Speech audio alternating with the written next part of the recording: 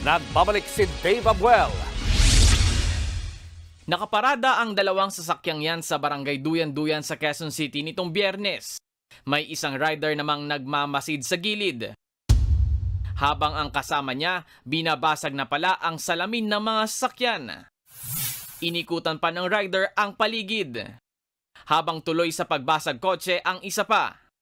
Maya-maya pa magkasama silang sumibat nang may lalaking biglang tumawid ng kalsada. Natangay ng mga sospek ang dalawang laptop at wallet mula sa mga sasakyan. Pero dahil din sa kanilang ninakaw, natuntun sila sa Tondo, Maynila. Yung isa sa mga nakuha nila na laptop ay high-end. So meron siyang GPS. So through intelligence gathering, nakuha natin yung mga suspect dito. Kinilala ang mga sospek na sina Christian J. Hilario na siya umanong bumasag sa bintana ng mga sasakyan. Habang ang kasabot niyang rider ay si John Allen Dancel. Napag-alamang dati nang nakulong si Dancel dahil din sa basag kotse modus.